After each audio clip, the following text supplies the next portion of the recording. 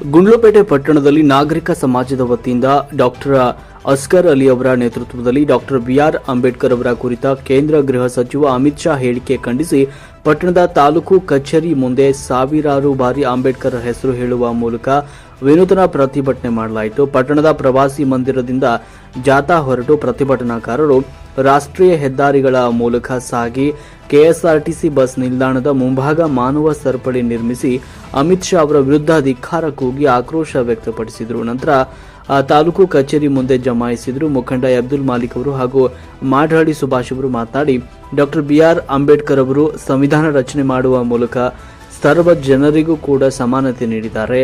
ಅವರ ಹೆಸರು ಹೇಳುವುದೇ ಪುಣ್ಯದ ಕೆಲಸವಾಗಿದೆ. ಅಂಬೇಡ್ಕರ್ ಅವರ ಕುರಿತು ಅಮಿತ್ ಶಾ ಮಾತನಾಡಿರುವುದು ಖಂಡನೀಯ ಅಂತ ಆಕ್ರೋಶ ವ್ಯಕ್ತಪಡಿಸಿದರು. ನಂತರ ತಾಲೂಕು ದಂಡಾಧಿಕಾರಿಗಳಿಗೆ ಮನವಿ ಸಲ್ಲಿಸಿ ಅಮಿತ್ ಶಾ ವಿರುದ್ಧ ಕ್ರಮಕ್ಕೆ ಒತ್ತಾಯಿಸಿದರು. ಈ ಸಂದರ್ಭದಲ್ಲಿ ಎಸ್ಡಿಪಿಐ ಅಧ್ಯಕ್ಷರಾದ ತೌಸೀಫ್, ಅಕ್ರಂ ಪಾಷಾ, ಇಮ್ರಾನ್, ಸಮಾಜ ಸೇವಕರಾದ RD Ullas, BJ Shivakumar, Muthanna, Arun Gowda, Ramegowda, Sadiq Pasha, Abdul Rasheed, S Mubarak, mimicry Raju ಸೇರಿದಂತೆ ನೂರಾರು ಅಂಬೇಡ್ಕರ್ ಅಭಿಮಾನಿಗಳು ಹಾಜರಿದ್ದರು.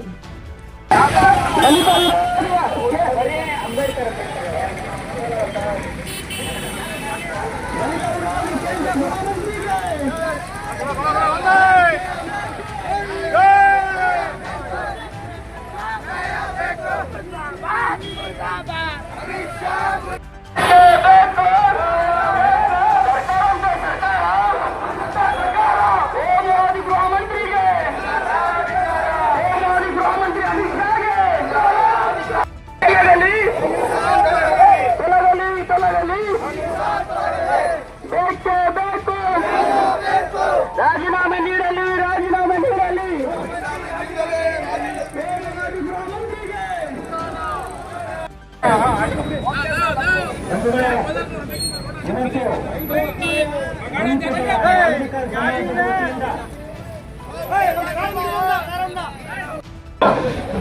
ಕೇಂದ್ರ ಗೃಹ ಮಂತ್ರಿ ಅಮಿತ್ ಶಾ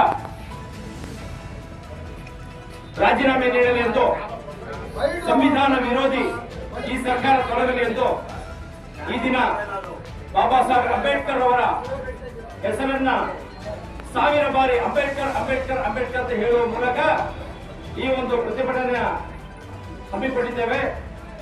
ಈ ಪ್ರತಿಭಟನೆಯ ಉದ್ದೇಶ ನಾಗರಿಕ ಸಮಾಜದ ವತಿಯಿಂದ ಮಾಡ್ತಾ ಇದ್ದೇವೆ.